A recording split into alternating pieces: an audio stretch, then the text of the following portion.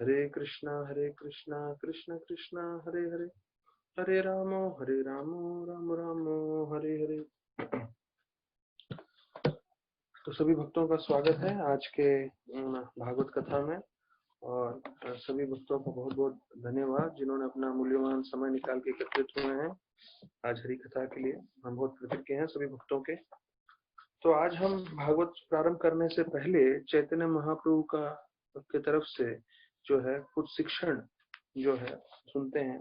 पहले हमने सनातन गोस्वामी के साथ उनका जो वार्तालाप हुआ था, उनको जो शिक्षण दिए थे तो वो हमने सुने थे। आज हम जो है रूप गोस्वामी को जो है 2 शिक्षण दिए थे, तो वो हम आपसे चर्चा करेंगे। तो मैं क्यों चैतन्य महाप्रभु के श्लोकों से शुरुआत कर रहा हूँ। तो आपने देखा कि कल हम लोग ने जो भागवतम का तीसरा स्कंद का 15वें अध्याय का 25वां श्लोक पढ़ा था, तो उसमें प्रभुपाद बोलते हैं कि जो 10 नाम अपराध हैं, उस नाम अपराध से पहले आप पंचतत्व का प्रार्थना करें, विशेष रूप से चैतन्य महाप्रभु का। तो उससे आपके 10 नाम अपराध अगर गलती से हो भी रहे होंगे तो भगवान क्षमा कर देंगे। और तो इसका मतलब ये बताता है कि चैतन्य महाप्रभु के हम जब उनसे प्रार्थना करते हैं, उनका नाम जपते हैं, तो उससे अगर हमसे कुछ गलतियां भी हो रही हो तो गलतियों का भी जो है क्षमा कर देते हैं।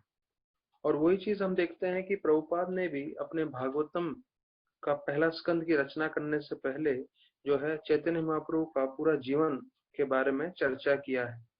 तो उसका उद्देश्य क्या था कि हम महाप्रभु की कथा सुनेंगे तो महाप्रभु की कृपा मिलेगी, उसके बाद हम भागवतम में प्रवेश कर सकते हैं। तो उसी उद्देश्य से मैं भी आप लोगों को थोड़ा चैतन्य चरितामृत में से कुछ श्लोक और चैतन्य महाप्रभु के शिक्षण बता रहा हूँ, जिससे हम जो है भागवत में पूरी तरह से प्रवेश कर सकें। और बताया जाता है जैसे हम व्यक्ति भागवत की कृपा लेंगे तभी हम किताब भागवत में जो है हम संपर्क में आ सकते हैं और उसमें उन्नति कर सकते हैं। तो व्यक्ति भागवत चैतन्य महाप्रभु स्वयं है, क्योंकि वो भगवान भी है, भगवान और भक्त भी है, दोनों। तो ये पहला और जो ये 2 श्लोक ले रहा हूँ दोनों एक साथ आता है। मध्य लीला 19 अध्याय में 151 और 152 दोनों श्लोक में है। तो दूसरा श्लोक जो है 152 वो हमारे लिए जो हम लोग श्रवण कीर्तन कर रहे हैं वो काफी लागू होता है। और 151 का जो है काफी प्रसिद्ध श्लोक है जो हमने कई बार सुना है, मैं जस्ट रिपीट करता हूँ।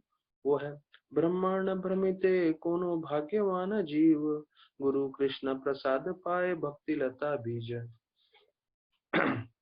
तो प्रभुपाद जो है इसका अनुवाद करते हुए बताते हैं, ये दोनों श्लोक जो है चैतन्य महाप्रभु ने रूप गोस्वामी को बताए थे।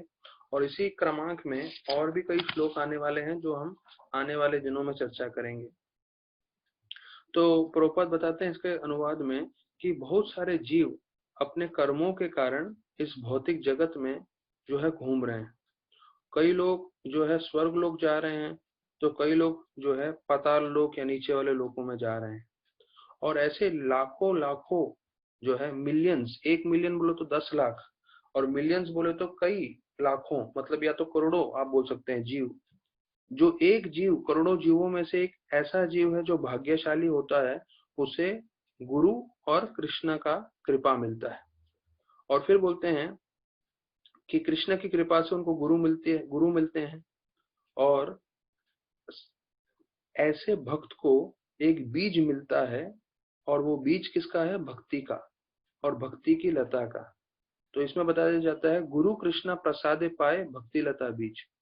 तो गुरु कृष्ण प्रसादे, तो ये बंगाली में अगर आप समझेंगे गुरु कृष्ण प्रसादे, तो उसका मतलब प्रभुपाद बता रहे हैं कि कृष्ण की कृपा से हमें गुरु मिलते हैं।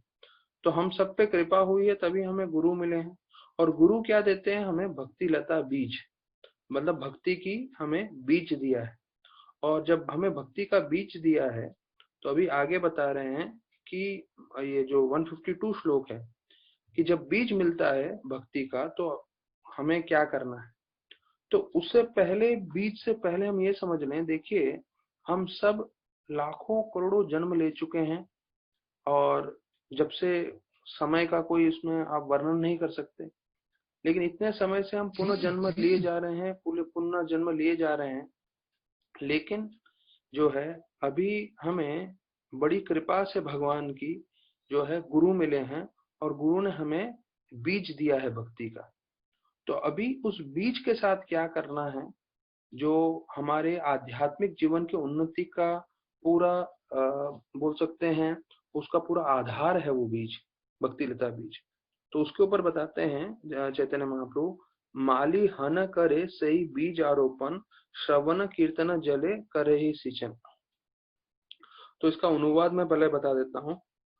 तो एक बीज होता है, तो बीज को उगाने के लिए एक किसान लगता है, या जो गार्डनर जिसे बोलते हैं। तो वही बीज हमारे हृदय में आ जाता है एक बार, भक्ति लता बीज।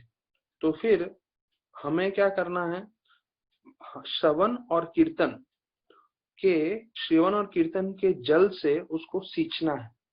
तो अभी ये देखिए, यहाँ पे बंगाली में लिखा है श्रवण कीर्तन जले करे सिंचन। तो जले क्यों बोला है, क्योंकि बीज को उगाने के लिए सबसे मुख्य चीज है जल। हमें मालूम है कि जब बीज जमीन में डालते हैं फिर जल देना पड़ता है, और ये जल देना जो है एक कंटिन्यूअस काम है, रेगुलर में जल देना होता है। तो वैसे यहाँ बताया गया है कि हमें जो है भक्ति लता बीज बढ़ाने के लिए श्रवण कीर्तन जले करे सिंचन। तो श्रवण और कीर्तन करना है। श्रवण मतलब सुनना, कीर्तन मतलब बोलना। तो या तो हम हरि नाम बोल रहे हैं या हरि कथा बोल रहे हैं। तो ये जो कार्य है, श्रवण कीर्तन जले करे सिंचन, ये जीवन पर्यंत करना है हमें। तभी हमारी भक्ति लेजा बीज जो है वो बढ़ती रहेगी। तो माली हन करे सही बीज आरोपण, श्रवण कीर्तन जले करे सिंचन। तो जैसे कोई माली जो होता है वो जो है पानी दे दे के जो है बीज को बड़ा करता है, पौधा बनता है, पेड़ बनता है। तो वैसे एक भक्त को चाहिए कि उसको भक्ति मिल गई है, भक्ति में के बीज को मिलने के पश्चात उसको पूरे जीवन पर्यंत श्रवण कीर्तन करना है। तो अगर आप ऐसा सोचेंगे कि हाँ मैंने कई साल पानी दे दिया, अभी मुझे पानी देने की आवश्यकता नहीं है, तो नहीं होगा ऐसा। तो ऐसे करने से हो सकता है वो पौधे का अंत हो सकता है। तो ये नित्य रूप से श्रवण कीर्तन हमें करना चाहिए। तो वही श्रवण कीर्तन करते हुए हम भागवत कथा कर रहे हैं। और कल राधा गोपीनाथ के आविर्भाव दिवस पे हमने उनका कई लीला सुने, कैसे मंदिर में उनका प्राकट्य हुआ, कैसे प्रभुपाद जी ने कृपा दी, जिसके कारण वो जो है मंदिर जो है वहां पे प्रकट हो गए। तो ये समझना है हम लोगों को कि जो शुद्ध भक्त हैं, शुद्ध भक्त की इतनी शक्ति होती है कि अगर उन्होंने एक भी वाक्य बोला तो वो प्रभुपाद जी जो हैं इतने शुद्ध भक्त हैं कि उनके जितने भी उन्होंने वाक्य बोले हैं वो सारे सत्य हैं। और अगर सत्य नहीं भी हो रहे होंगे तो कृष्ण भगवान उसको जो है सत्य बना देंगे। तो देखिए, प्रभुपाद जी ने इतना भागवतम लिखा है, चैतन्य चरितामृत लिखा है, और इतने सारे शास्त्र लिखे हैं, उसमें से एक भी वाक्य कोई बतला नहीं सकता कि ये गलत है, क्योंकि शुद्ध भक्त की वाणी है। तो शुद्ध भक्त जो भी बोलते हैं तो उनके जो है भक्ति के कारण, उनकी सेवा भाव के कारण भगवान ऐसे भक्तों के एक एक शब्दों को सच बना देते हैं। राधानाथ महाराज एक बार बता रहे थे कि प्रभुपाद जी ने जहां जहां कुछ भी बोला है, ऐसे कई शब्द उन्होंने बोले हैं, तो उसके कारण जो बताया जाता है उस समय तो नहीं पर आने वाले सालों में उनके सारे के सारे बताए हुए चीजें सत्य हो गई। और जो है भगवान ने वाकई प्रभुपाद जी की सारी इच्छाएं पूरी कर दी। तो इसलिए बोलते हैं हमें जो शुद्ध भक्तों के संग में रहना चाहिए, और उनकी कृपा मिल गई और उनका एक आशीर्वाद मिल गया तो हमारा जीवन पूरी तरह से सार्थक हो सकता है। तो यहाँ हम भागवतम में चर्चा कर रहे थे, कितना सुंदर रूप से बताया है कि सभी पुष्पों में तुलसी महारानी को सबसे ज्यादा सम्मान दिया जाता है। देखिए कितनी नम्रता की चीज है, जो हम इतना सुन रहे हैं कि भाई भक्ति के लिए हमें नम्रता चाहिए, नम्रता चाहिए। हम देखते हैं आध्यात्मिक जगत में भी वही चीज है। इतने सुंदर सुंदर पुष्प हैं, खुशबूदार जो है फूल हैं, लेकिन सारे के सारे नम्र से झुक जाते हैं जब तुलसी महारानी आती है। देखिए नम्रता ही तो है। और फिर बताया जाता है अभी मधुमक्खी, मधुमक्खी तो विशेष जो है विशेष जो है पंछियों के सामने कोई विशेष तो है नहीं मधुमक्खी, लेकिन क्योंकि मधुमक्खी ऐसे भिनभिनाती है, ऐसे गुनगुनाती है जैसे हरि कथा हो रहा है, तो बताया जाता है उसके सामने मोर और जितने भी खूबसूरत पंछी है सारे झुक जाते हैं। तो ये देखिए, ये एक आध्यात्मिक जगत का भाव है। इसलिए जीसस क्राइस्ट भी बोलते हैं only meek and humble can inherit the kingdom of God.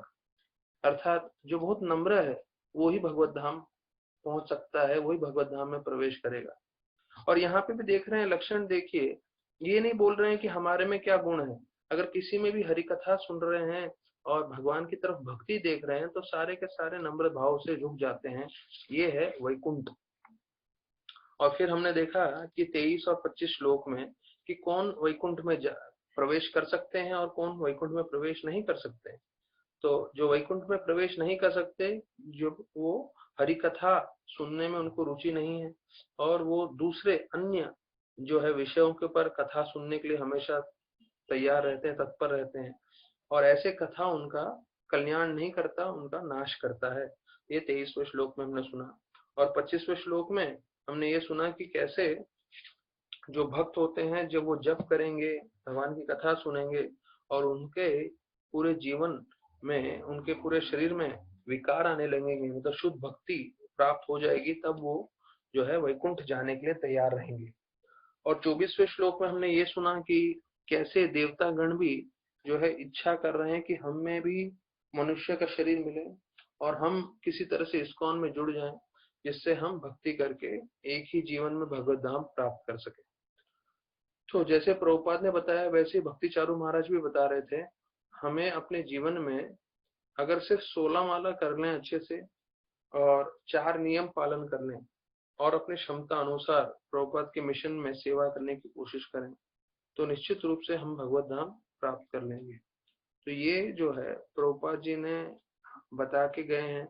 और बहुत सारे भक्त जिन्होंने ऐसा माला करते हुए उन्होंने अपना जीवन व्यतीत किया है, तो उनके अंतिम जीवन में हम देख सकते हैं कैसे वो जीवन उनमें सार्थक हुआ। तो कई लोगों के मन में एक विचार आ रहा था कि भक्ति चारू महाराज विदेश नहीं जाने चाहिए थे, क्योंकि विदेश गए और उनको कोरोना वायरस हो गया। तो यहाँ पे एक भक्त बता रहे थे कि जटायु को मालूम था कि उसे युद्ध नहीं करना चाहिए रावण के साथ। यहाँ तक कि माता सीता ने भी उनको बोला कि आप वृद्ध हो, आप जो है रावण के साथ युद्ध नहीं कर सकते। तो जटायु को स्पष्ट रूप से मालूम था कि अगर मैं उनके साथ युद्ध करूंगा तो वो मेरा मृत्यु का कारण बनेगा। फिर भी जटायु ने युद्ध किया और युद्ध करने के बाद बताया जाता है कैसे रावण ने उनके पंख और पैर काट दिए और खून बहते हुए उनका अंत हो गया। और फिर बताया जाता है अंतिम समय में राम जी आए और उन्होंने राम को बताया कैसे रावण जो है सीता माता को लेके चला गया है। और उनकी मृत्यु होने के पश्चात जो दशरथ महाराज को नहीं मिला वो उनको मिला, जटायु को। अर्थात उनका जो अंतिम क्रियाक्रम था वो राम जी ने स्वयं किया अपने पिताजी का उनको सम्मान देते हुए। तो देखिए ये एक दृष्टिकोण है जो भक्त बताते हैं कि जटायु को ये नहीं लगा कि मैं मर जाऊंगा, जटायु को ये लगा कि ये सेवा जरूरी थी, उस वक्त मुझे करना जरूरी है। तो वैसे ही जो है कई भक्तगण जो है प्रचार करते हुए जो है अपना जीवन देंगे, तब वो एक बताया जाता है एक एग्जाम्पल सेट करेंगे पूरी दुनिया के लिए, पूरे भक्तों के लिए, कि कैसे प्रचार करते हुए भी लोगों ने अपने प्राण त्यागे हैं, और विशेष रूप से इतना खतरे के समय में। और ऐसे भक्ति करते हुए कितने सारे भक्त गए हैं, जैसे राधा गोविंद महाराज हैं, हरि कथा करते हुए जो है वो भगवान की गोपियों की और कृष्ण भगवान की लीला वर्णन करते हुए एकदम आंख बंद करके गहरी सांस लेके उन्होंने शरीर त्याग दिया कथा के बीच में। और यमुना माता जी है, वो जप कर रही हैं, जप करते करते उन्होंने जो है बैठे बैठे अपना शरीर त्याग दिया हरिनाम करते हुए। तो देखिए ऐसे प्रभुपाद के मुख्य भक्तों ने भी अपना जीवन शैली से बताया है कि कैसे प्रामाणिक है हम जो आध्यात्मिक भक्ति कर रहे हैं, आध्यात्मिक जीवन कर रहे हैं। और यहाँ तो देवतागण जो है मनुष्य के शरीर में आना चाहते हैं सिर्फ भक्ति करने के लिए, और वही भक्ति हमें मिला है। अभी हम पर है, हम कितनी तीव्रता से भक्ति करते हैं, कितने लग्न से भक्ति करते हैं और कैसे हम अपनी चेतना बनाए रखते हैं। तो अभी हमने 25वें श्लोक में देखा 10 नाम अपराध हैं, और 10 नाम अपराध प्रभुपाद जी पूरी तरह से वर्णन करते हैं और फिर बताते हैं कि ये सब जो है भाव विभोर होना, तो हो सकता है कि वो अभी नहीं आए, हो सकता है कि हमारे जीवन के अंत तक भी नहीं आए। तो ज्यादा हमें विचलित नहीं होना चाहिए, पर हमें अपने तरफ से ध्यान पूर्वक जप करने की कोशिश करनी चाहिए। जैसे बतलाते हैं, महाराज बता रहे थे, भगवान ये देखना चाहते हैं हम कितना संघर्ष कर रहे हैं। भगवान ये नहीं देखना चाहते कि हमारा मन पहले कृष्ण भगवान पे केंद्रित है और हमारा मन बिल्कुल विचलित नहीं हो रहा और हमारा बहुत अच्छा जपा जा रहा है। वो नहीं देखना चाहते भगवान। भगवान ये देखना चाहते हैं हम कितना संघर्ष कर रहे हैं, कितना फाइट कर रहे हैं हम जपा करते समय। तो जब एक भक्त बहुत जो है जप करते समय बहुत कोशिश करता है ध्यान लगाने का, मन यहाँ वहां जा रहा है, बार बार लेकर आता है और हमेशा जो है अपने मन के साथ ये तरह से जो है बार बार यहाँ वहां जा रहा है, उसको खींच के ला रहा है। जब वो ऐसा करता रहता है तो भगवान ये देख के बहुत प्रसन्न हो जाते हैं। तो ऐसा कोई भक्त जिसका मन विचलित नहीं हो रहा, पूरी तरह से वो महामंत्र सुन रहा है, उससे ज्यादा कृपा ऐसे भक्त को मिलती है जब वो भक्त हरिनाम करते समय जो है बहुत ही मेहनत करते हुए अपने मन को खींच के लाता है। तो फिर प्रभुपाद बताते हैं कि अगर ये सब भाव विभोर नहीं भी हुए तो कोई फर्क नहीं पड़ता, आप जप करते रहिए और भगवान की कृपा अवश्य प्राप्त होगी। फिर 26वें श्लोक से 36वें श्लोक तक 10-11 श्लोकों में जो चतुर कुमार है वो जय विजय को श्राप देते हैं, तो उसका वर्णन आता है। तो 26वें श्लोक में बोलते हैं, योग माया के प्रभाव से चतुर कुमार वैकुंठ पहुंच गए। और फिर बताया जाता है कि ये जो सबसे सर्वश्रेष्ठ जो ये जो भक्त हैं, भक्त मतलब ये लोग मायावाद का इनको उनको स्पर्श था, अर्थात चतुर्ष कुमार को जो है भगवान को जानते थे, भगवान की भक्ति को भी जानते थे, पर फिर भी उनमें मायावाद या भगवान का निराकार रूप, तो उसका भी उनको ज्ञान था, ऐसे करके बताते हैं। तो बताया जाता है कि जैसे ही वो वैकुंठ पहुंचे तो वहां पे उन्होंने, हमने पहले चर्चा किया है कि इतने सारे विमान हैं और उस विमान में भक्तगण बैठे हुए हैं, तो ये सब उन्होंने दर्शन किया। तो प्रभुपाद जी बताते हैं कि विश्व गुरु बताया गया है भगवान का इस श्लोक में, एक नाम विश्व गुरु, अर्थात उनसे बड़ा कोई नहीं है, तो भगवान ही सर्वोत्तम है। और दूसरा एक शब्द इस्तेमाल हुआ है जिसका मतलब जो संस्कृत में है, भुवनिका वंद्यम, the only worshipable personality in the three worlds. तो भुवन मंडल जैसे हम लोग बोलते हैं ना पूरी दुनिया में, तो वैसे भगवान जो है पूरी तरह से पूजनीय है तीनों लोक में। तो हमारा ये उद्देश्य होना चाहिए कि हम उनकी भक्ति करके उनकी सेवा करें। तो एक और चीज प्रभुपाद बताते हैं कि अगर जो ये वैज्ञानिक हैं उन्होंने पता लगाया है, साइंटिस्ट लोगों ने, कि अगर लाइट के स्पीड पे, लाइट मतलब जैसे हम कहीं बटन स्विच ऑफ ऑन करते हैं तो हो सकता है कोई 100 मीटर की दूरी पे भी वो तुरंत देख सकता है क्योंकि रोशनी तुरंत पहुंच जाती है। तो यहाँ वैज्ञानिक लोग का बारे में बताते हैं कि वैज्ञानिक लोगों ने ये पता लगाया है कि अगर हम रोशनी की तेज गति से जाएं तो इस सृष्टि के अंत तक पहुंचने के लिए हमें 40,000 साल लगेगा। तो प्रभुपाद जी बता रहे हैं ये है वैज्ञानिक लोगों का मत कि भाई आप रोशनी के गति पे जाओ, स्पीड ऑफ द लाइट, तो आपको कितना साल लगेगा? 40,000 साल इस पृथ्वी के अंत तक जाने के लिए, इस पृथ्वी के नहीं, इस ब्रह्मांड के अंत तक जाने के लिए। तो ये उनकी कल्पना है, वास्तविक रूप में जो है, तो ये आध्यात्मिक रूप से हम समझें तो जो साइंटिस्ट हैं और वैज्ञानिक हैं वो ऐसे कल्पना धारा करते रहेंगे, पर हमें ज्यादा उसमें ध्यान नहीं देना है, जो क्योंकि प्रभुपाद जी बता रहे हैं इसलिए मैंने आपको बता दिया। फिर 27-28 श्लोकों में बताते हैं कि चतुर कुमार ने 6 द्वार जो है वहां से निकल गए थे। और फिर बताया जाता है जब 7वें द्वार पे पहुंचे तो वहां पे उन्होंने 2 द्वारपाल को देखा जिनका नाम जय विजय था, और वो दोनों एक ही उम्र के थे और वो भगवान के जैसे खूबसूरत दिख रहे थे। और उनके भवें, उनकी नासिका, उनकी आंखों का वर्णन किया है कि किस तरह से थोड़े वो विचलित थे।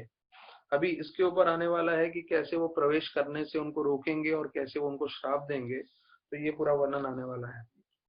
तो यहाँ पे प्रभुपाद जी बता रहे हैं 27वें श्लोक में कि वो दोनों एक ही उम्र के क्यों दिख रहे थे जय विजय, क्योंकि आध्यात्मिक जगत में बुढ़ापा है ही नहीं, इसलिए सब लोग वहां पे एक ही उम्र के दिखते हैं। और फिर बताते हैं कि जो वैकुंठ वासी हैं वो भगवान नारायण के जैसे दिखते हैं, क्योंकि सबके चतुर हाथ होते हैं और सब चारों हाथों में शंख चक्र गदा पद्म जो है ये चारों चीजें हाथ में रखते हैं। तो फिर बताया जाता है 29वें श्लोक में कि ये जो कुमार हैं वो जो है बच्चों के समान थे और वो अपनी इच्छा से सब जगह भ्रमण कर रहे थे। तो वो वहां पे भी जो है जाने लगे, और जब वो 6 द्वार के प्रवेश किए तो उन्होंने उधर द्वारपालों पे कभी ध्यान नहीं दिया, वो जो है अपनी स्वेच्छा से घूम रहे थे। तो प्रभुपाद जी बताते हैं 29वें श्लोक में कि जो बच्चे हैं उनको कभी कोई रोकता नहीं है। क्यों? क्योंकि बच्चे बच्चे होते हैं और उनका स्वभाव रहता है कि छोटी छोटी बात में या तो वो कभी कभी गुस्से हो जाते हैं। हाँ, वो एक बच्चे का ही स्वभाव है। जिन्होंने बच्चों के साथ आदान प्रदान किया है उनको मालूम रहता है कि बच्चों को आप किसी चीज के लिए रोक नहीं सकते। तो यहाँ पे भी वैसे ही वर्णन आ रहा है कि 6 द्वार तक रोका नहीं था, अभी 7वें द्वार पे रोकने वाले हैं। तो बोलते हैं प्रभुपाद कि जब 7वें द्वार पे जा रहे थे तो उन्हें रोक दिया गया। तो उन्होंने अपने उनके सामने जो है लकड़ी रख दी जिससे वो प्रवेश नहीं कर पाए। तो उसको देख के चतुर्ष कुमार जो है पूरी तरह से क्रोधित हो गए। तो प्रभुपाद लिखते हैं कि आज भी किसी साधु को किसी के घर में, विशेष रूप से भारत में जो है कोई रोकता नहीं है। साधु को हमेशा जो है विशेष रूप से भारत में बोल रहे हैं, अवश्य उनको जो है आदर सत्कार के साथ गृह में बुलाते हैं। फिर 30वें श्लोक में आता है कि चतुर कुमार थे, उन्होंने कपड़े पहने नहीं थे। वो छोटे 5 साल के बच्चे थे लेकिन उन्होंने अपनी शक्ति के द्वारा 5 साल के बच्चे बने रहे। लेकिन वो सबसे पुराने थे मतलब सबसे बड़े थे उम्र में, अर्थात वो ब्रह्मा जी के सबसे पहले जो है पुत्रों में से एक वर्णन किया गया है उनके बारे में। तो बताया जाता है कि वो पूरी तरह से आत्म साक्षात्कार था और विदितात्म तत्वम करके इसमें बताया गया है श्लोक में, 30वें श्लोक में। तो जिस तरह से विजय ने उनका जो है रास्ता रोका तो वो बहुत उससे क्रोधित हो गए, वो बिल्कुल प्रसन्न नहीं हुए। तो ये 30वें श्लोक में आता है। तो प्रभुपाद लिखते हैं कि ये जो चतुर कुमार थे ब्रह्मा के 4 पुत्र हैं और यहाँ तक कि जो शिव हैं वो भी उनके बाद पैदा हुए थे। तो शिव भी जो है चतुर कुमार के छोटे भाई हैं। मतलब चतुर कुमार शिव से भी बड़े हैं उम्र में, भले ही वो छोटे बच्चे जैसे दिख रहे हैं 5 साल के, पर उनका उम्र इतना है कि शिव भगवान भी उनके छोटे भाई हैं। तो प्रभुपाद लिखते हैं कि भगवान हमेशा आतुर रहते हैं साधुओं की सेवा करने के लिए, भक्तों की सेवा करने के लिए, और उसमें चतुर कुमार भी आते हैं। उसके बावजूद भी बताया जाता है ये दोनों जय विजय ने जो है उनका रास्ता रोक दिया, उनको जाने नहीं दिया। तो अभी जब भगवान इतने आतुर रहते हैं भक्तों की सेवा करने के लिए तो ये जय विजय को उनको रोकना नहीं था, उनको प्रवेश देना चाहिए था। तो बोलते चतुर कुमार का आंख जो है एकदम क्रोध में लाल हो गया। और बताया जाता है क्रोध जो है भावना का जो है अनुज है, छोटा भाई है, कामानुजेना। तो 31 श्लोक में आता है कामा अनुजेना, मतलब एंगर जो है, क्रोध जो है, काम भावना का छोटा भाई है। तो बताया जाता है क्यों ऐसा सब हुआ था, क्योंकि उनकी इच्छा थी भगवान को देखने की। तो भगवान को देखने के लिए ये सब हो रहा था और उनको क्रोध भी आ गया, उनकी आंखें लाल भी हो गई। तो प्रभुपाद जी जो है ये पहले हम 31 श्लोक का तात्पर्य में देखते हैं प्रभुपाद क्या बता रहे हैं। तो वैरागी जो रेनाउंस ऑर्डर होते हैं, हम देखते हैं मंदिर में भी ब्रह्मचारी हैं, सन्यासी हैं, वो सैफरन ड्रेस पहनते हैं। तो प्रभुपाद पहला चीज बताते हैं कि जो सैफरन ड्रेस है वो एक पासपोर्ट है। क्यों पासपोर्ट के जैसे बोलते हैं? जिससे वो कहीं भी प्रवेश कर सकते हैं, कहीं भी जा सकते हैं। तो साधु को कहीं रोकना नहीं चाहिए, साधु को कहीं भी प्रवेश उनको मिल सकता है, ऐसे करके वर्णन किया गया है। तो बोलते हैं क्यों? क्योंकि जो वैरागी होते हैं, जो सन्यासी होते हैं, जो साधु होते हैं, उनके जीवन का सिर्फ एक ही कर्तव्य है, क्या? वो है प्रचार करना। तो जो साधु होता है, जो सैफरन ड्रेस लेता है, वो सिर्फ प्रचार करने के लिए वो कपड़ा लेता है। तो जब उसने ऐसा कपड़ा लिया है तो उसको कोई रोकता नहीं है, सब जगह उसको जाने के लिए जो है उसको उनको ये मिलता है, परमिशन मिलता रहता है।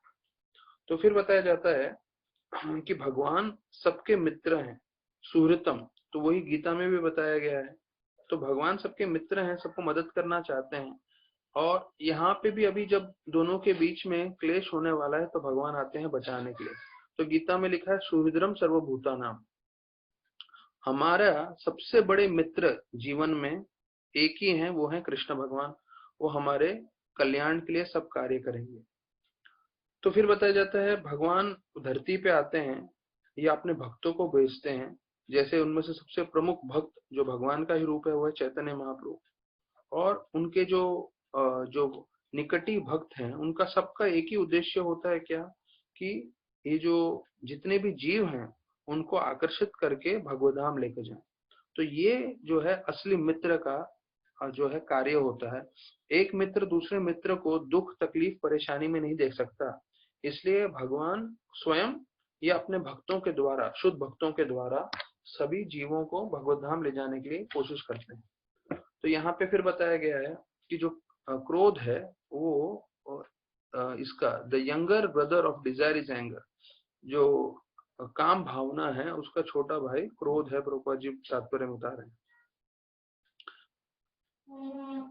तो बोलते हैं आम परिस्थिति में जब किसी की इच्छा पूरी नहीं होती है तो क्रोधित हो जाता है, लेकिन ये जो शुद्ध भक्त है कुमार, चतुर कुमार, वो क्रोधित हुए जब उनको जो है अंदर सेवा करने के लिए जाने को नहीं मिला। तो बताया जाता है ये भक्तों में और एक आम व्यक्ति में फर्क है। आम व्यक्ति जब उसकी इच्छा पूरी नहीं होती, इंद्र भोग उसे करने नहीं मिलता, तब वो क्रोधित होता है। और यहाँ बताया became angry when restricted in discharge of duties for serving the supreme peaceful God. मतलब जब उनको प्रवेश नहीं मिला, उनको दर्शन नहीं मिला, उनको सेवा करने को नहीं मिल रहा था, तब वो क्रोधित हुए थे। अभी जो है चतुर्थ कुमार जो है वो कैसे उनको श्राप देते हैं उसका वर्णन 32 से 34 श्लोकों में किया गया है। 32 श्लोक में बताते हैं कि आप दोनों यहाँ पर आए हो और ये जो है भगवान के द्वार पे हो और यहाँ पे आप सेवा कर रहे हो, पर आपका विचार, आपका मन का जो भाव है वो सही नहीं है और आप हमें रोक रहे हो। यहाँ पे कोई दुश्मन थोड़ी आने वाला है भगवान विष्णु का, तो आप दोनों अगर हमें दुश्मन समझ रहे हो और दुश्मन समझ के यहाँ रोक रहे हो तो आपकी बुद्धि भ्रष्ट हुई है और आप लोग यहाँ पे जो है सही तरीके से सेवा नहीं कर रहे हो, ऐसे करके वर्णन आता है। तो क्योंकि कोई भी जो 100% प्रभुपाद लिख रहे हैं 32वें श्लोक में, जो 100% भगवान का शुद्ध भक्त न हो तो वो तो वैकुंठ के द्वार पे पहुंच ही नहीं सकता। तो जब ये वैकुंठ के द्वार पे पहुंच गए तो उन्हें रोकने का कोई जो है कारण था ही नहीं, तो इसलिए वो क्रोधित हो गए।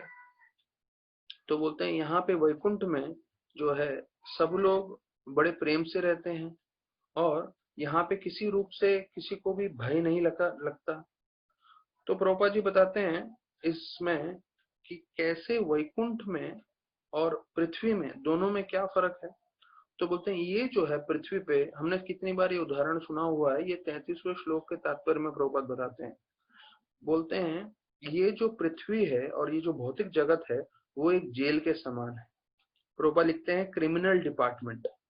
तो बोलते हैं जैसे हमारे शहर बंबई में भी दो जगह है, एक है पूरा शहर और एक है जेल।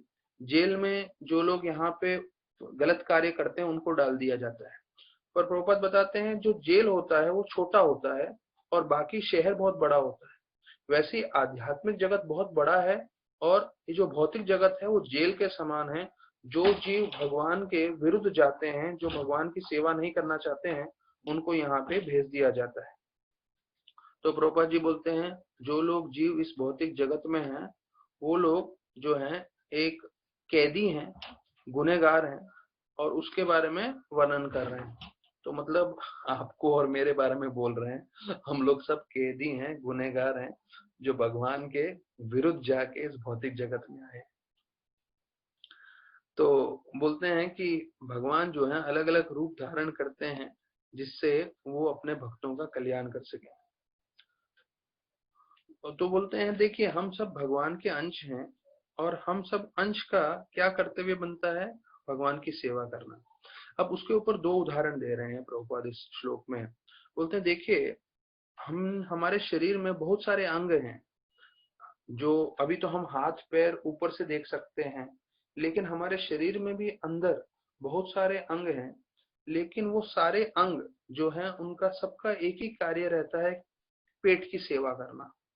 जो खाना है उसे पचाना, और जो भी हम कार्य करते हैं हम सब एक उद्देश्य से करते हैं कि पेट संतुष्ट रहे, पेट को भोजन मिले, उससे पूरे शरीर को शक्ति मिलती है और पूरा शरीर स्वस्थ रहता है। तो ये एक आम चीज है जो हम अपने पूरे शरीर में देखते हैं, ऐसा आम रूप में रोज होता है हमारे साथ। तो वैसे ही बताया जाता है हम भगवान के अंश हैं और हमें भगवान की सेवा करनी चाहिए।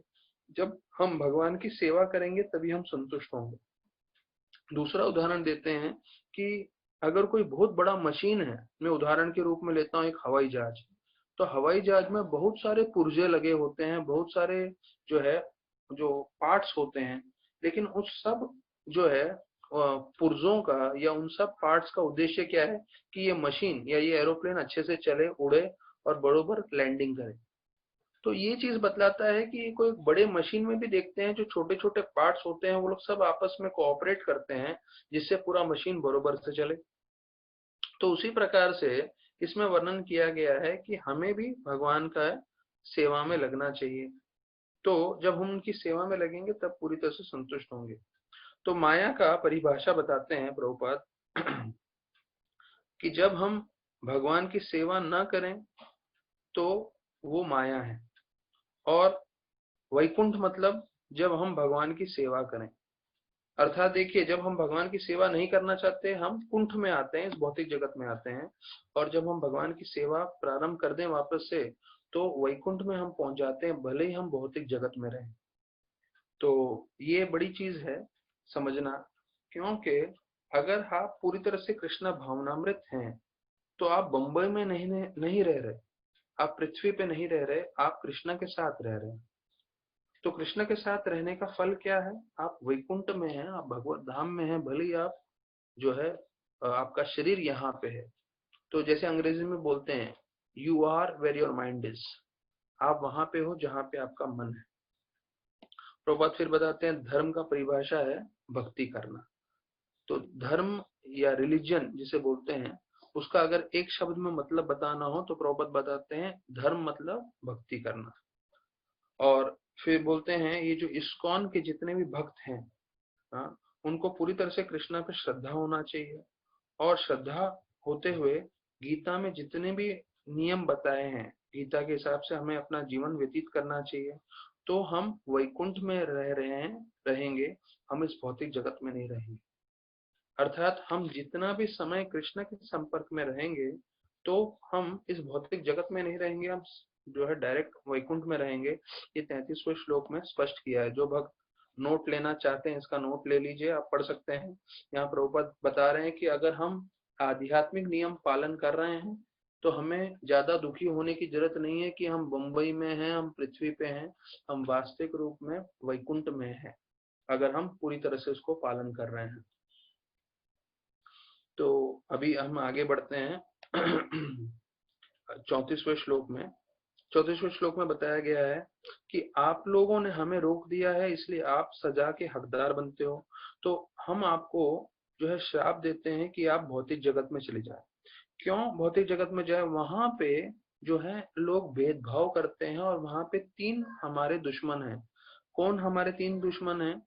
काम, क्रोध और लोभ। तो ये जो है 34वें श्लोक में बताया गया है कि आप भौतिक जगत में चले जाएं जहां पे आपको तीन दुश्मन मिलेंगे। कौन है आपके तीन दुश्मन? काम, क्रोध और लोभ। तो यही चीज गीता में भी कृष्ण भगवान बताते हैं, त्रिविधम द्वारम नाशनम काम क्रोध तथा लोभम तस्मादेतम त्रयम त्यजेत। गीता में बोलते हैं कि काम, क्रोध और लोभ, और यहाँ पे बताया काम, क्रोध और ग्रीड। ग्रीड मतलब लोभ ही हुआ। तो ये तीन जो है हमारे जो है दुश्मन है, और ये हमें जो है द्वारम नाशनम आत्मना, जो हमारा नाश करते हैं। तो ऐसा बोल के जो है जय विजय को श्राप देते हैं।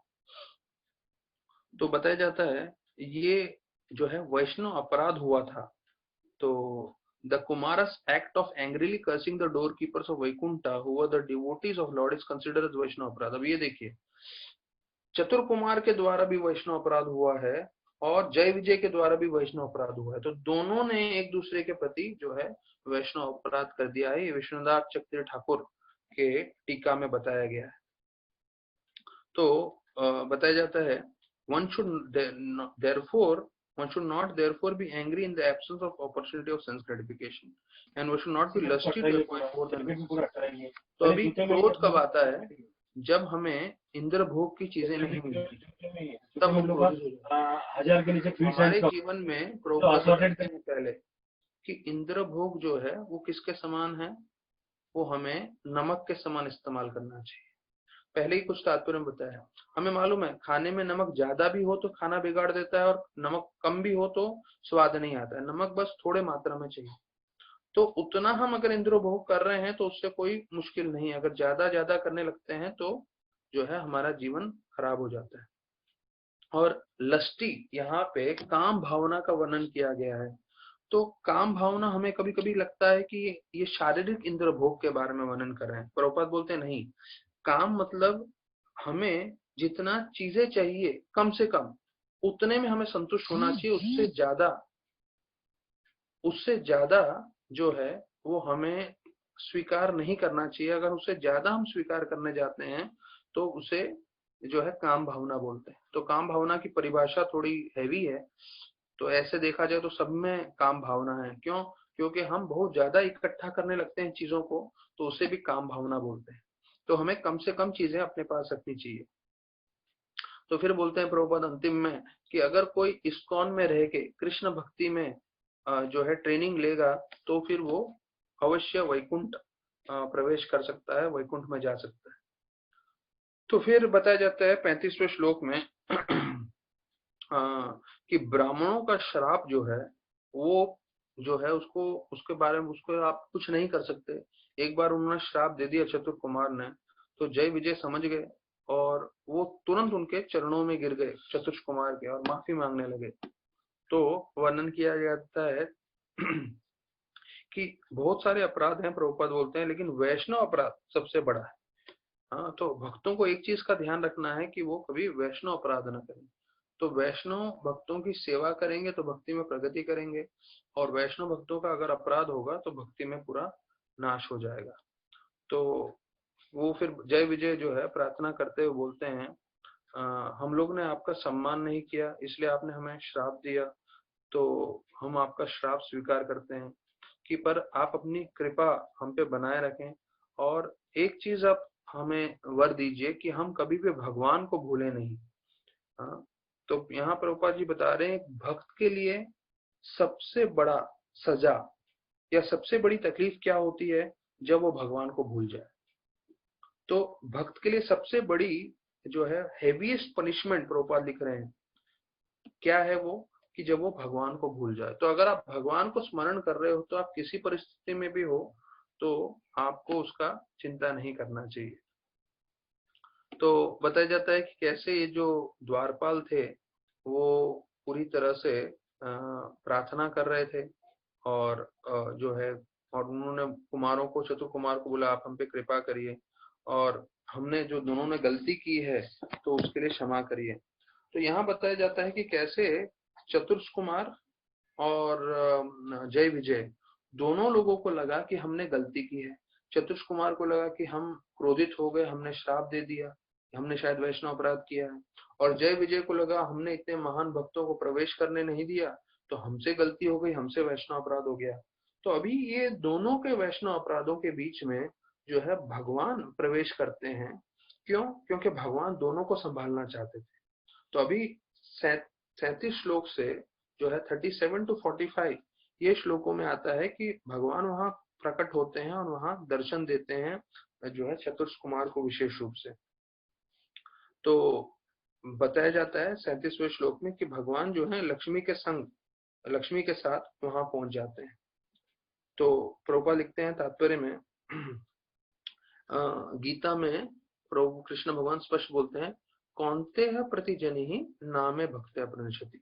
इसका मतलब मेरे भक्तों का कभी विनाश नहीं होता। तो यहाँ पे देख रहे हैं कि दो भक्तों के बीच में जो है भेदभाव हो गया है, तो इसलिए भगवान स्वयं आ जाते हैं। क्यों? क्योंकि दोनों भक्तों को बचाना चाहते थे। तो बोलते हैं विशेष रूप से जो जय विजय थे कि उनका पूरा जो है नाश न हो जाए, क्योंकि उनको श्राप पहले ही मिल चुका है, इसलिए भगवान वहां पे आ जाते हैं।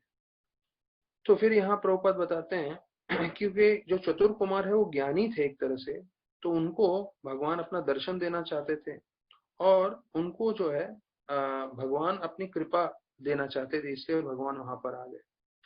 तो फिर 38 श्लोक में वर्णन आता है, the Kumaras who saw Lord only within their hearts earlier now directly saw him accompanied by his devotees bearing different paraphernalia worship। अर्थात जो योगी होते हैं वो लोग भगवान को सिर्फ हृदय में देख पाते हैं, या ज्ञानी जो होते हैं शुद्ध रूप से, लेकिन अभी बताया जाता है वो लोग साक्षात जो है भगवान का दर्शन कर रहे थे, जो है भगवान ने उनको पूरी तरह से जो है उनके सामने प्रकट हुए थे। तो बोलते हैं जो शुद्ध भक्त होते हैं वो भगवान को सामने देख सकते हैं, फेस टू फेस। जैसे हम किसी और भक्त को सामने देख सकते हैं, वैसे जो शुद्ध भक्त होते हैं वो भगवान को ऐसे देख सकते हैं। अभी ये हमारे लिए बहुत महत्वपूर्ण विषय है, क्योंकि हम सब भगवान को देखना चाहते हैं, और उसका क्या विधि है प्रभुपाद जी बता रहे हैं 38 श्लोक में। पहला विधि ये है, आम आदमी भगवान को नहीं देख सकता, वो तो हम सब जानते हैं, लेकिन जो भक्त होते हैं जब वो समझ जाते हैं कि हमें हरिनाम करना चाहिए, भगवान की सेवा करनी चाहिए, भक्ति में हमें लगना चाहिए, और भक्ति में लगने के लिए हमारा जिह्वा बहुत जरूरी है। प्रभुपाद बोलते हैं जिह्वा से हम दो कार्य करते हैं, एक हम भगवान का नाम जप करते हैं, दूसरा हम भगवान का प्रसाद प्राप्त करते हैं। तब ये दो कार्य हम प्रामाणिक रूप से करें तो भगवान जो है अपने आप को प्रकट करते हैं। तो gradually the Lord reveal himself. तो ग्रेजुअली बोला है, ऐसा नहीं कि अगर आपको लगेगा कि मैं जप कर रहा हूँ, प्रसाद कर रहा हूँ, खा रहा हूँ, तो जो है मेरे को तुरंत भगवान मिल जाएंगे, नहीं। तो gradually Lord will reveal himself, मतलब भगवान जो है समय के अनुसार आप जितने ध्यान पूर्वक भक्ति कर रहे हैं, जितना आप ध्यान पूर्वक जप कर रहे हैं, जैसे हमने सुना है 10 नाम अपराध से मुक्त होके आप जब जप करेंगे, तब जो है भगवान अपने आप को जो है प्रकट करेंगे। और फिर ऐसे भक्त जो उनका शुद्धिकरण हो गया है, तो वो भगवान उनको हृदय में दिखते हैं। ये भक्तों की बात हो रही है।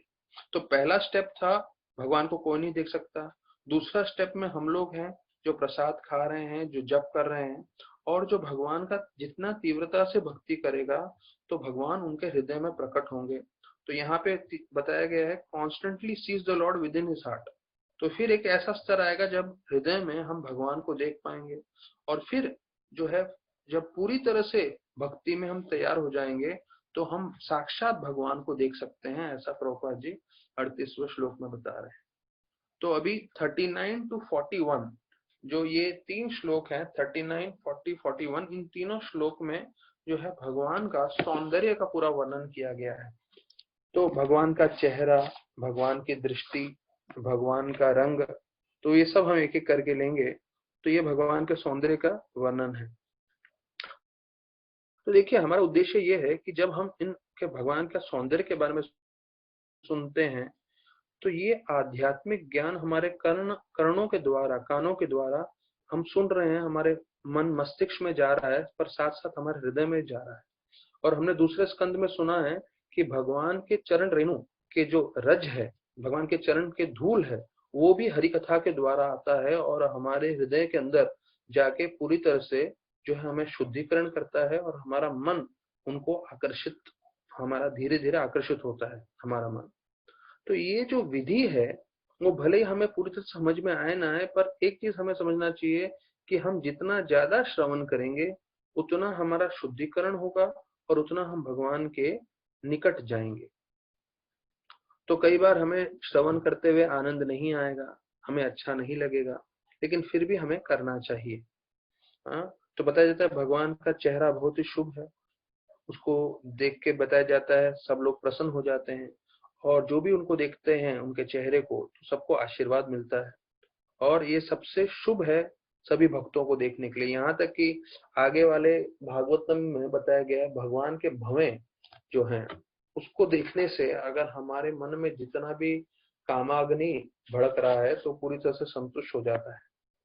फिर बताया जाता है कि भगवान की जो दृष्टि है वो हमारे हृदय के अंदर तक प्रवेश कर जाती है। भगवान का जो रंग है वो सांवला है, और उनकी छाती जो है वो काफी चौड़ी है जिसपे लक्ष्मी जी हमेशा निवास करती हैं, और उनके कमर पे पीला कपड़ा बांधा हुआ है, और एक जो है चमकदार उधर एक गहना लगाया हुआ है। फिर उनके गले में एक सुंदर माला है फूलों की। अब इस माला के बारे में बताया जाता है ये जो पुष्प हैं उधर के ये वैकुंठ के पुष्प हैं। ये हमें पुष्प मतलब सिर्फ जो हमने देखे हैं पुष्प उसका हमें ज्ञान है, पर वैकुंठ के पुष्प इतने खुशबूदार होते हैं, इतने उसमें महक होता है और उसमें शहद होता है कि हमेशा उधर जो है जहां भी पुष्प रहेगा वहां मधुमक्खियां अपने आप आ जाती हैं। तो यहाँ तक कि जब भी वैकुंठ के जितने भी निवासी हैं जब वो गले में फूलों की माला पहनते हैं तो मधुमक्खियां जो है भुनभुनाते हुए आसपास में रहती हैं, और मधुमक्खी भुनभुनाना मतलब हरि कथा करने के बराबर। तो हमें भौतिक सोच से नहीं सोचना चाहिए अरे मधुमक्खी मतलब काटती होगी और फिर क्या क्या हालत होता होगा, नहीं, वैसा नहीं है। जैसे देखते हैं हम चैतन्य महाप्रभु झारखंड में जब कीर्तन कर रहे थे तो शेर और हिरण दोनों आपस में आलिंगन कर रहे थे। तो शेर और हिरण हमें मालूम है कि दोनों एक दूसरे के, शेर दुश्मन है, हिरण को मार के खा जाता है, लेकिन आध्यात्मिक जगत में ऐसा नहीं होता। तो मधुमक्खी जो है आध्यात्मिक जगत में सिर्फ भगवान का गुणगान करती है। हाँ, और इसलिए बताया जाता है जितने भी फूलों की माला है उसके आसपास मधुमक्खियां रहती हैं, और कस्तूभ मणि भगवान के गले पे रहता है। उनके हाथों के बारे में वर्णन किया गया है। एक हाथ भगवान आराम से गरुड़ जी के ऊपर रखते हैं, और दूसरे हाथ से भगवान एक कमल के फूल को घुमा रहे थे, और ऐसे जो है उनको दर्शन देते हैं चतुष कुमार को।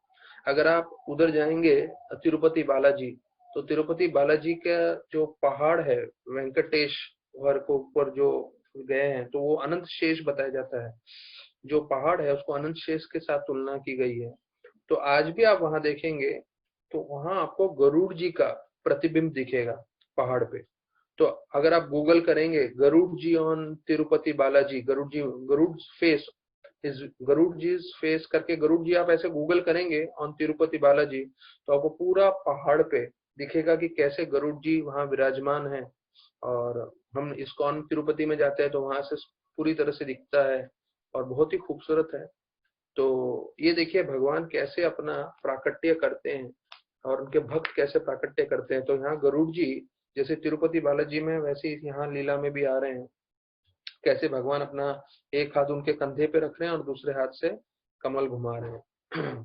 फिर बताया जाता है उनके कान में मकर के जो है ये है इयरिंग्स, कान की बुट्टियां जो बोलते हैं। हाँ, और वो एक चमक रही थी बिल्कुल बिजली के समान। और फिर बताया जाता है कि उनके सर पे एक मुकुट था, और मुकुट में एक बहुत ही मूल्यवान जो है हीरे मोती का ये था, जैसे बोलते हैं एक पत्थर था। तो ऐसे करके पूरा भगवान का सौंदर्य का वर्णन किया गया है। तो अभी हम जो है प्रभुपाद तात्पर्य में क्या बताते हैं वो देखते हैं।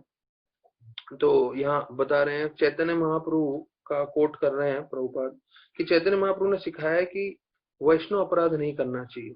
वैष्णव अपराध करते हैं तो वो एक ऐसा मानो एक हाथी को अपने खेत में छोड़ देने के बराबर है, या अपने जो छोटा सा गार्डन है उसमें।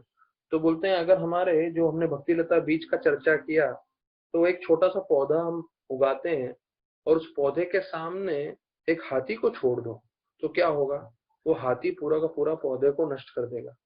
तो उसी प्रकार से बताया जाता है हमें कभी वैष्णव अपराध नहीं करना चाहिए। वैष्णव अपराध मतलब एक हाथी के समान है, और वो भी प्रभुपाद लिखते हैं पागल हाथी के समान है, जिसको छोड़ देंगे तो पूरा का पूरा वो नष्ट कर देगा। तो प्रभुपाद लिखते हैं offense unto the feet of a pure devotee murders one position in devotional service. ये देखिए, ये सबसे भारी शब्द है, मैंने भी सुना नहीं था। जैसे बोलते हैं ना, कोई किसी का खून कर देता है। तो यहाँ पे प्रभुपाद लिख रहे हैं, अगर हमने वैष्णव अपराध किया तो वो हमारी भक्ति का खून कर देगा। यहाँ पे इतने भारी शब्द उपयोग कर रहे हैं प्रभुपाद। तो इसलिए हमें ध्यान रखना है, जीवन में कुछ भी हो जाए, हमें वैष्णव अपराध नहीं करना है। तो वैष्णव को हमेशा आप जो है सम्मान दें, उनका गुणगान करें। तो इसलिए हर एक भक्त का ये कर्तव्य है कि वो जो है सभी भक्तों का गुणगान करे। कोई भक्त बहुत ज्यादा सेवा कर रहा होगा, कोई भक्त कम सेवा कर रहा होगा, लेकिन हमारा दृष्टिकोण ऐसा होना चाहिए कि वो सभी भक्तों का वो जो है अच्छा बोले, किसी भक्तों में दोष ना ढूंढे, सभी भक्तों का जो है बड़प्पन करता रहे, उनकी भलाई करे। तो हम वैष्णव अपराध से बचे रहेंगे।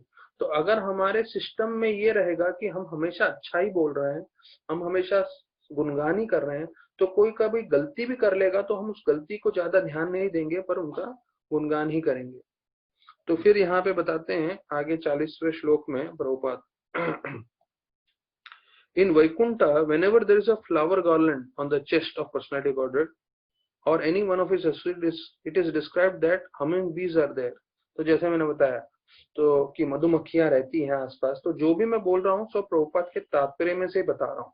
तो यहाँ पे मैंने आपको अंग्रेजी में वही चीज बता दिया है जो मैंने आपको पहले बताया था। और फिर जो है 42 श्लोक का वर्णन आता है, पर मैं सोच रहा हूँ कि यहाँ पे हम लोग भागवत को विश्राम कराते हैं और अभी कृष्ण लीला में प्रवेश करते हैं। कि कृष्ण लीला हम लोग ने कल भी चर्चा नहीं किया था, तो कृष्ण लीला में से कई शिक्षण जो है वो महत्वपूर्ण है हमारे लिए। तो वो सुनते हुए फिर हम जर्नी होम में जाएंगे, जहाँ राधानाथ महाराज आगे जो है ये कर रहे हैं तो उसके ऊपर चर्चा करेंगे। तो यहाँ पे बता रहे हैं कृष्ण लीला में प्रभुपाद जी कि अगर हम हरि कथा सुन रहे हैं तो हरि कथा सुनने के फल स्वरूप जो है हम निश्चित रूप से भगवत धाम चले जाएंगे। तो ये प्रभुपाद जी का गारंटी है। By hearing the pastimes of Lord Krishna, one is sure and certain to get salvation and be transferred back home, back to God. One is sure and certain, मतलब देखिए दो शब्दों का इस्तेमाल कर रहे हैं कि हमें जो है डाउट नहीं होना चाहिए, हमें शंका नहीं होना चाहिए कि भाई मृत्यु के बाद हम कहाँ जाएंगे। तो जैसे मैंने पहले भी दोहराया हुआ है और मुझे पर्सनली बहुत अच्छा लगता है ये बात जो राधानाथ महाराज ने सिखाया कि एक कर्मी व्यक्ति शरीर छोड़ने वाला होता है और एक भक्त शरीर छोड़ने वाला होता है। दोनों में जमीन आसमान का फर्क होता है। क्या जमीन आसमान का फर्क है? जो नॉन डिवोटी है, जिसने भक्ति नहीं की है, उसका जब जीवन अंत होता है उसका पूरा चीज खत्म हो जाता है। उसने अपने पूरे जीवन में जो पैसे इकट्ठे किए हैं, जो घर बनाए हैं, उसके जितने परिवार वाले हैं, जितने रिश्तेदार हैं, सब छूटने वाले हैं, यहाँ तक कि उसका शरीर स्वयं छूटने वाला है। तो ऐसा देख के जो अभक्त होता है उसका मृत्यु के समय बहुत ही भयभीत होता है, बहुत ही फ्रस्ट्रेटेड होता है। और उसने अगर गलत कार्य किए हैं तो उसके हिसाब से उसको पाप का फल भी भोगना पड़ेगा, शायद नरकलोक भी जाना पड़ेगा। और फिर आगे अगले जीवन में उसको कौन सा शरीर मिलेगा कुछ उसको मालूम नहीं है। तो ये हालत होती है अभक्त की।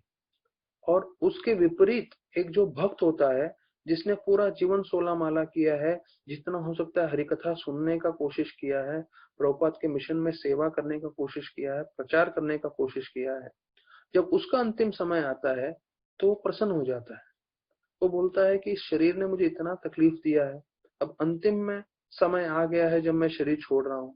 और जिस हरि कथा के बारे में जो मैं सुन रहा था पूरा जीवन पर्यंत, उस भगवान के पास मुझे जाने मिलेगा और फिर वहां से मुझे कभी वापस नहीं आना है, कभी बीमारी नहीं होगी, बुढ़ापा नहीं होगा, मृत्यु नहीं होगा। तो ऐसा सोच के प्रसन्न हो जाता है।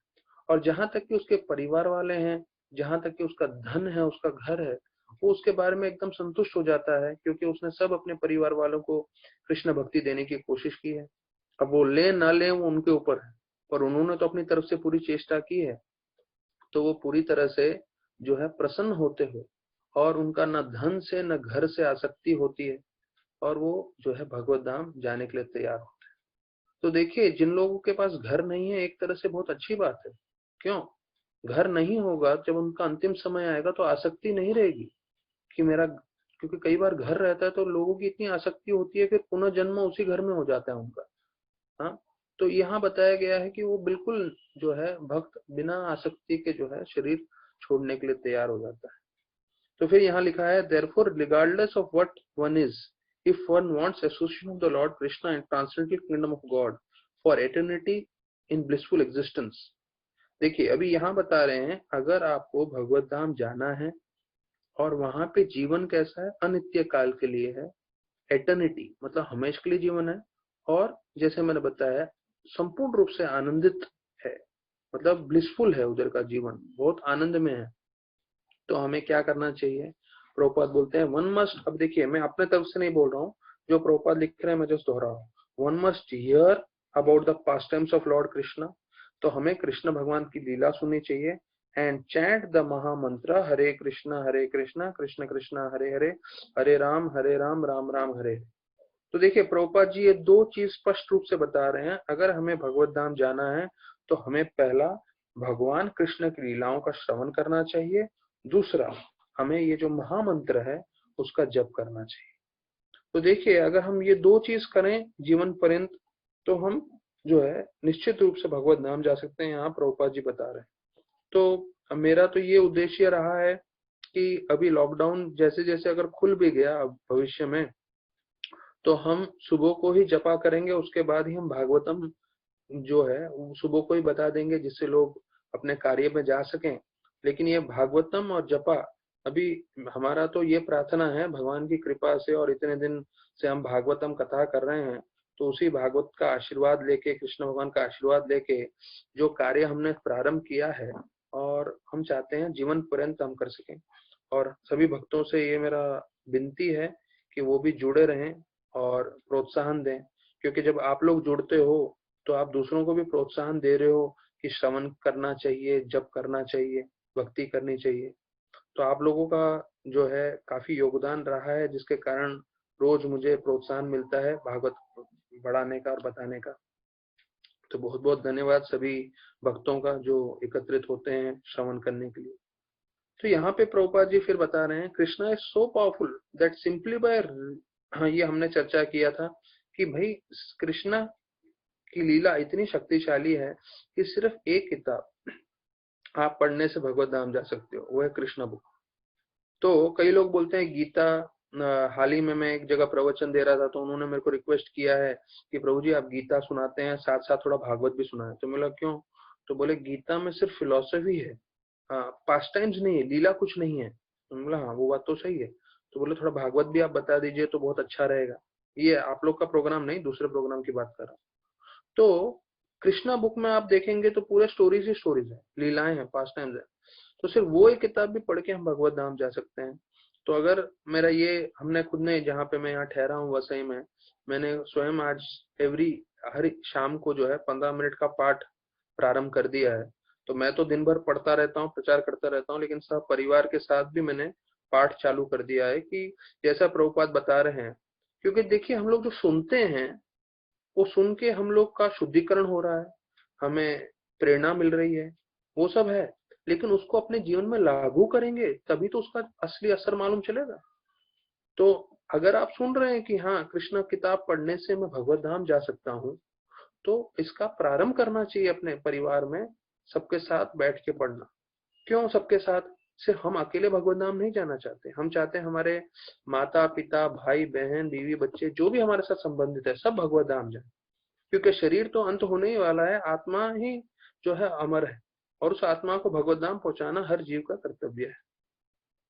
तो यहाँ बताते हैं कि भगवान की कथा इतनी मधुर है, इतनी रोमांचक है कि आप उसके बारे में बार बार श्रवण कर सकते हो। हाँ, और यहाँ तक कि मैं आपको बताऊं कि मैंने, हो सकता है कृष्णा बुक के जो पास टाइम्स हैं तकरीबन तकरीबन 10 बार पढ़ चुका हूँ और कितनी बार सुन चुका हूँ, लेकिन अभी भी जब चलता है कृष्ण कथा, वृंदावन का, द्वारका का लीला, मथुरा का लीला, एक अपने आप आकर्षण आता है और लगता है नहीं सुनना चाहिए। आज सुबह को भी मैं सुन रहा था कि कैसे जो है कृष्ण भगवान रुक्मिणी के साथ जो है विवाह करने के लिए आते हैं, और उसमें सबसे मुख्य चीज ये है कि जो मैंने सुना है वो वापस से सुनता हूँ तो और मुझे आकर्षित लगता है। उसमें बताते हैं जो है कृष्ण भगवान जो है रुक्मणी को अगवा करने जाते हैं, और जो है वो दुर्गा मंदिर में जो है पूजा करके बाहर निकलती हैं, तो तुरंत उसको अगवा कर लेते हैं। तुरंत अगवा कर लेते हैं, और जितने भी उधर के निवासी थे वो लगता है उनको लगता है इतना जल्दी कैसे हो गया। तो कृष्ण भगवान तुरंत आते हैं, उनको उठाते हैं, सीधा लेके जाते हैं। तब शिशुपाल और जरासंध बोलते हैं अरे ये कैसे हो गया, फिर वो आक्रमण करने जाते हैं। तो अभी हम वो कथा नहीं करेंगे, पर मैं जस्ट आपको बता रहा हूँ कि आज सुबह ही उसके बारे में श्रवण कर रहा था मैं। और इतना मधुर लगता है सुनने को कि कैसे, और पहली रानी है रुक्मणी, और रुक्मणी चिट्ठी भेजती हैं कृष्ण भगवान को कि मुझे आप अगवा कर लो, मैं आपसे बहुत आकर्षित हूँ। और जब वो ब्राह्मण नहीं आते तो रुक्मणी को लगता है मतलब सोचिए, रुक्मणी साक्षात लक्ष्मी है, उनके मन में क्या चिंता हो रही है, वो भी विवाह को लेके। तो बोलते हैं कृष्ण भगवान को लगा होगा ये तो लड़की जो है, रुक्मणी अपनी बात कर रही है, ये जो लड़की है ये तो बहुत ही बोलते हैं ना हम लोग अपने लोकल भाषा में बोले मुंह फाट है। मुंह फाट मतलब सामने से उसने चिट्ठी भेज दिया और सामने से बोला कि मैं आपसे बहुत आकर्षित हूँ, मैं आपसे विवाह करना चाहती हूँ, तो शायद हो सकता है कृष्ण भगवान ने मुझे स्वीकार नहीं किया हो। तो सोचिए रुक्मणी के मन में भी ये सब विचार आ रहे हैं उनके विवाह को लेके। तो ये एक भौतिक नियम है प्रकृति का, पर उससे विचलित नहीं होना चाहिए, हमें जो है भक्ति करते रहनी चाहिए। तो अभी हम इसको जो है विश्राम देके हम सीधा चले जाते हैं श्रीमद कृष्ण लीला राधानाथ महाराज का जर्नी होम में। तो जर्नी होम में अभी तक हमने सुना इस्तांबुल से निकले महाराज और कैसे उन पे जीवन आक्रमण हुआ था, और वहां पे शिक्षण उन्होंने लिया कि कैसे हमारा शुद्धिकरण होता है जब हम प्रार्थना करते हैं, और अंत में हम जो है भगवत धाम प्रवेश करते हैं अगर हम प्रार्थना करते रहें तो। फिर महाराज बताते हैं कि कैसे 4 साल के छोटे बच्चे को उन्होंने देखा और उन्होंने मुस्कुराया, और उसने इतने क्रोध से महाराज को देखा। और ये मेरे लिए बहुत जरूरी है क्योंकि हम लोग सब कभी कभी जो है फैमिली के साथ हैं, बच्चों के साथ हैं, तो वहां पे महाराज बोल रहे हैं कि उसने इतने क्रोध से देखा, तो मैं समझ गया कि छोटे बच्चे जो होते हैं आप उनके साथ कैसे व्यवहार करते हो वो पूरा उनके मन में आ जाता है। अभी उनका मन विकसित नहीं हुआ है, लेकिन छोटे से उम्र में ही वो पूरा जो है अपने मन में ले लेते हैं। तो हमें बहुत जरूरी है कि हम उनसे प्रेम से व्यवहार करें, और उनको जो है उनमें क्रोध नहीं आने दें, और उनको गुस्सा नहीं आने दें, और ऐसा भय नहीं आने दें। तो ये सब प्रभुपाद लिखते हैं, make them condition to love fear और hate before they are even able to reason. ये 3 चीज के बारे में बताते हैं कि वो जो है 3 चीज से पूरी तरह से जुड़ जाते हैं, या तो भय, या तो प्रेम, या तो क्रोध से, या गुस्से से। फिर बताया जाता है कि महाराज तब्रिज नामक शहर में पहुंचे, और वहां महाराज बताते हैं कि एक फैमिली था जिन्होंने उनको बुलाया था। वो ज्यादा धनी नहीं थे, पर वो जो है उनमें बहुत अच्छा सेवा भाव था, और उनको महाराज को उन्होंने प्रसाद के लिए बैठाया, और वहां पे उनके प्रसाद में सिर्फ चाय और रोटी था। लेकिन चाय और रोटी देने से पहले जो है सारे के सारे परिवार वाले हाथ जोड़ के भगवान से प्रार्थना करते थे, और भगवान को धन्यवाद करते थे कि भगवान ने इतना हम पे कृपा की और आज का भोजन दिया। तो ये एक भक्त को भी सीखना चाहिए, इसलिए महाराज यहाँ पे बता रहे हैं कि अधिकांश समय हम लोग कभी कभी जो है बिना प्रार्थना किए हम लोग प्रसाद पा लेते हैं। लेकिन अगर आप देखें तो पूरा प्रार्थना है महाप्रसादे गोविंदे नमो ब्राह्मणी वैष्णव, जो हमें वैष्णव में सिखाया गया है। तो हमें प्रार्थना करके प्रसाद प्राप्त करना चाहिए। तभी बोलता हूँ उसी परिवार का एक 10 साल का लड़का भागते हुए आया, और उसके हाथ में कुछ था, और वो मुस्कुराते हुए जो है महाराज के पास आया और महाराज के थाली में उसने रख दिया। तो वहां का जो है खजूर था। तो सब लोग जो है बहुत मुस्कुराए और बोले देखो ये लड़का भी जो है इन मेहमान की तरफ आकर्षित हो गया है, और विशेष रूप से जो है ये दे रहा है खजूर। तो फिर बोलते हैं ये परिवार जो थे ये सारे मुसलमान थे, और ये सब अपना कार्य छोड़ के दिन में 5 बार जो है नमाज पढ़ते थे वो अल्लाह के लिए, और जो उनका सबसे मुख्य जगह है मक्का उसके बारे में प्रार्थना करते हुए। तो देखिए आप हर धर्म में देखेंगे एक चीज मुख्य है, वो है जो है अल्लाह या भगवान या जीसस, उनकी तरफ भक्ति, उनका नाम जप, उनका ध्यान करना। और कोई जो है प्रामाणिकता से करेगा, तो जैसे राधेश्याम प्रभु बता रहे थे, अगर कोई जीसस का प्रामाणिक भक्त है, अगर कोई अल्लाह का प्रामाणिक भक्त है और वो प्रामाणिकता से पूरा जीवन उनकी भक्ति करता है, तो उनके धाम जाता है और वहां पे अल्लाह और जीसस उनको ट्रेनिंग देते हैं जिससे वो कृष्ण भक्ति करके सीधा भगवत धाम जा सके। तो देखिए, ये जो हमारा मार्ग है वो सबके लिए एक ही समान है। अगर वो किसी और की भक्ति करता है फिर भी वो कृष्ण के पास ही जाएंगे, अगर वो प्रामाणिकता से कर रहे हैं। फिर बताया जाता है फिर ईरान में महाराज पहुंचे, और ईरान में महाराज बस से जा रहे थे, तो महाराज बताते हैं कि मैं ईरान का सौंदर्य देख रहा था, दूर दूर तक से रेगिस्तान था और देखने में बड़ा भव्य लग रहा था। और रात्रि का समय जैसे आने लगा तो चंद्रमा नहीं थी, सिर्फ तारे चमक रहे थे जो है आसमान में। और मेरे साथ जो है जितने भी बस में थोड़े लोग थे, उन्होंने मुझे बोला कि आप अपना हारमोनिका, जो मुंह का बजाते ना बाजा, हारमोनिका, वो बजाइए। तो मैंने भी भगवान से प्रार्थना करते हुए, जो भगवान से मुझे भगवान को जानने की इच्छा थी, तो दिल से मैंने बजाया। तो कुछ देर बजाने के बाद मैंने देखा जितने भी कई लोग थे उस बस में, सबके आंखों में आंसू था। और जेफ और रैम से, जो दोनों उनके मित्र थे, उन्होंने उनको बहुत शाबाशी दी और उनको बोला, अरे आपने बहुत ही मधुर रूप से गाया है।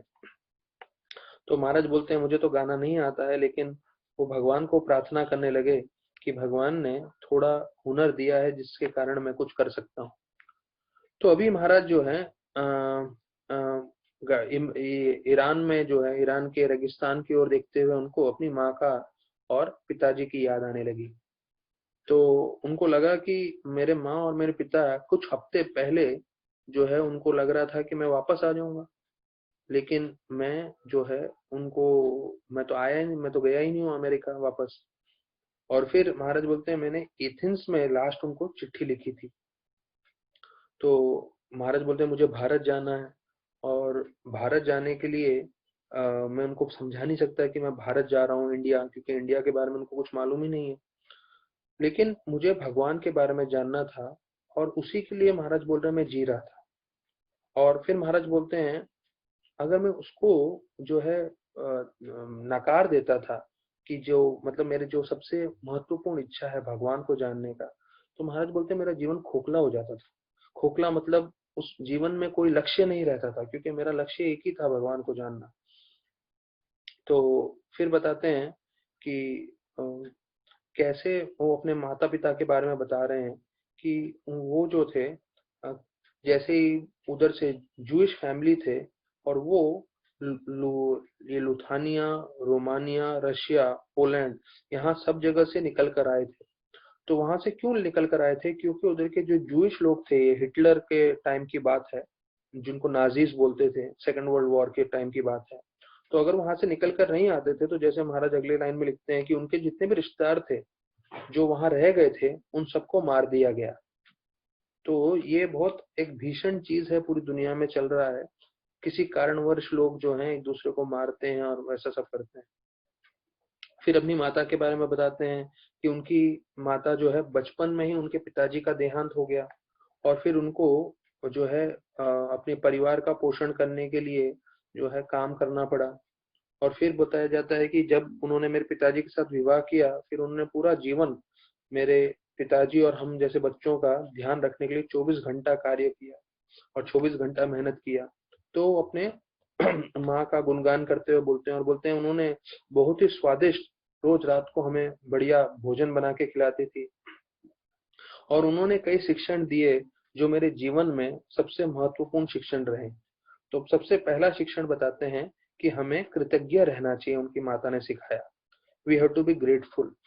तो विशेष रूप से बोलते थे कि अगर किसी ने जो है महाराज को बचपन से ही, जब वो छोटे लड़के थे, रिचर्ड थे, किसी दोस्त के यहाँ पे उनको किसी ने कुछ खिलाया, कुछ पिलाया, तो उनकी मदर पूछती थी, आपने उनको थैंक यू बोला कि नहीं? ये थैंक यू बोलना आपके कृतज्ञ होने का एक एक तरह से, जैसे बोलते हैं, जेस्चर है। तो आपको बहुत जरूरी है सबको थैंक यू बोलना, क्योंकि आप जब थैंक यू बोलते हो तो ये मालूम चलता है कि आप कृतज्ञ हैं, आप ग्रेटफुल हैं। तो महाराज महाराज बोलते हैं, मेरी माँ ने हमेशा मुझे एक चीज सिखाया, it is the thought that counts. मतलब आपके जो विचार हैं वो बहुत महत्वपूर्ण है। हाँ, और उसके लिए बोलते हैं कि उन्होंने अपने खुद के जीवन के उदाहरण से उन्होंने सिखाया। कहते हैं उनको कोई गिफ्ट में कोई बहुत महंगा जो है सोने हीरे का गहना देता था, या कोई जो है फूल देता था, तो दोनों से वो प्रसन्न हो जाती थी। और वो हमेशा एक ही चीज समझाती थी हमें कि आपका जो विचार है उससे आप प्रसन्न होते हो।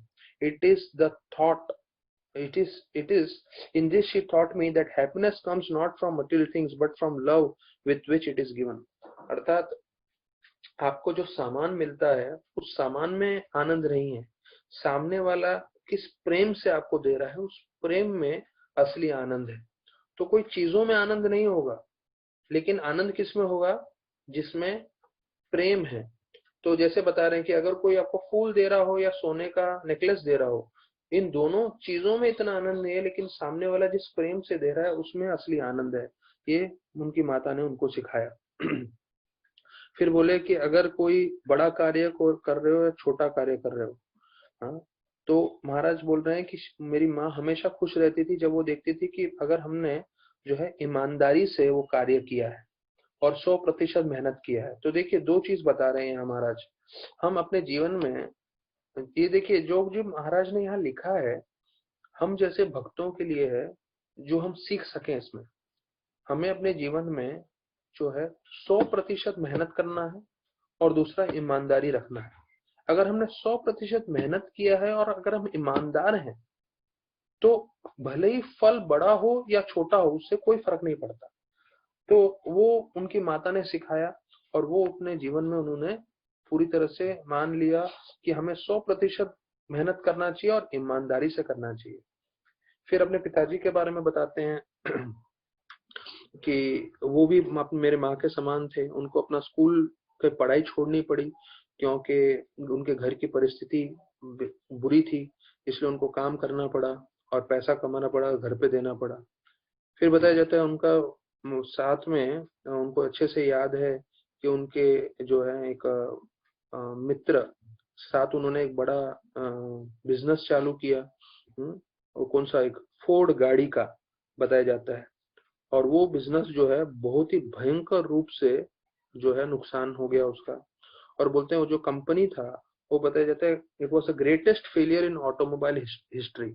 मतलब गाड़ियों में सबसे बड़ा जो है इतिहास में उसका पतन हो गया। और उसके कारण बताया जाता है मेरे पिताजी का जो है सब कुछ नुकसान हो गया, लेकिन फिर उन्होंने मेहनत किया और घंटों घंटों काम किया हमें गरीबी से बचाने के लिए। फिर बोलते हैं कि उन्होंने एक ऑटो रिपेयर का शॉप चालू किया जिसमें उन्होंने बहुत मेहनत की और उसमें वो धन कमाने लगे और थोड़े धनी हो गए। लेकिन ये सब मैंने बचपन से देखा था। तो 15 साल का होते ही महाराज बोलते हैं मैं खुद से नौकरी करने लगा मेरे स्कूल खत्म होने के बाद, जिससे मैं अपने माता पिता पे कभी बोझा नहीं बनना चाहता था। और मैंने उनके एग्जाम्पल से सीखा कि मुझे 100% मेहनत करना चाहिए और ईमानदारी से कार्य करना चाहिए। तो ये हमारा जीवन का लक्ष्य होना चाहिए कि हम मेहनत करें और ईमानदारी से करें। तो बताया जाता है कि एक दिन पहले, ये सबसे मुख्य है, ये मैं आपको कल ही विस्तार में बताऊंगा क्योंकि अभी बीच में बोलूंगा तो थोड़ा रह जाएगा। तो राधानाथ महाराज के पिताजी जो हैं, रिचर्ड के पिताजी जो हैं, वो उनसे क्या वार्तालाप करते हैं, बहुत ही मधुर है। उसके बारे में हम जो है कल चर्चा करेंगे और सुनेंगे कैसे उनके पिताजी ने ऐसे शब्द बोले जो मुझे भी बहुत अच्छे लगे हैं। तो वो हम कल सुनेंगे ठीक 4 बजे। बहुत बहुत धन्यवाद सभी भक्तों का। हरे कृष्णा।